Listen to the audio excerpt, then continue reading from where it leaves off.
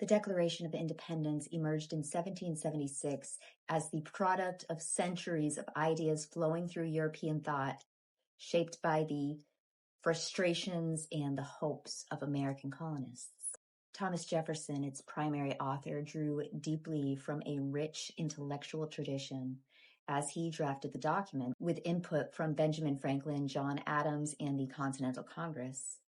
At its core stands the philosophy of John Locke. In his second treatise of government, Locke described natural rights to life, liberty, and property that belong to people by nature.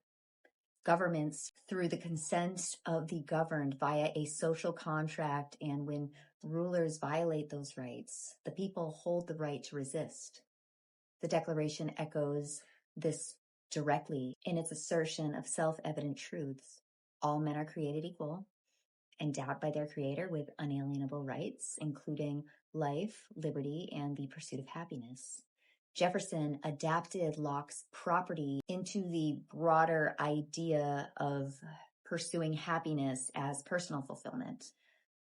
The broader Enlightenment movement infused the document with its emphasis on reason and individual rights and limits on authority.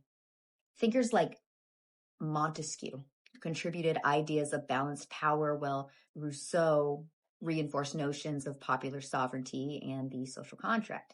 There was Scottish Enlightenment figures such as Hutchinson, who added the sense that humans are naturally social with innate capacities for sympathy and benevolence, which resonates in the Declaration's appeal to the laws of nature and the opinions of mankind. Then there were English legal traditions that provided further grounding, like principles from the Magna Carta and common law traditions. And those established that even kings operate under law, supporting ideas of limited government and the rights of subjects. Classical republicanism from ancient Greece and Rome through thinkers like Cicero and Aristotle offered models of virtuous citizenship and cautions against tyranny.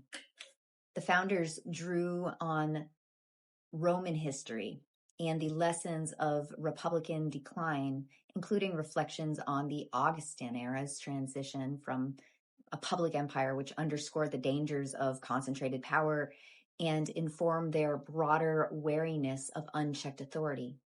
Madison noted in Federalist 51 how ambition must be made to counteract ambition in the structure of government, reflecting these classical insights into human nature and the need for internal controls. Religious thought, including biblical influences through the Christian tradition that shaped much of colonial life, also played a role. Phrases like nature's God, their creator, supreme judge of the world, and divine providence reflect a theistic worldview rooted in the Bible's portrayal of God as the source of human dignity, moral order, and ultimate justice. The core idea that all people are created equal and endowed with rights by a higher power aligns with scriptural notions of humanity made in God's image. These elements blended naturally with the philosophical and legal sources, giving the document a moral and transcendent foundation without citing specific Bible verses or advancing distinctively Christian doctrines like the divinity of Jesus. Some of the states did that, but the federal government didn't feel it was their place. The founders blended these streams into a compelling case for independence.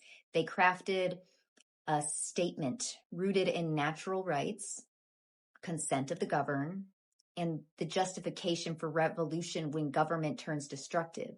The result was a document that justified separation from Britain through reasoned principles accessible to the world, while giving a voice to the revolutionary spirit of the new nation. Those ideas continue to shape how we understand self-government and human liberty today. And that would be the Declaration of Independence. Happy 250th anniversary of this great nation. Take care of yourselves, take care of each other. God bless you, and stay free.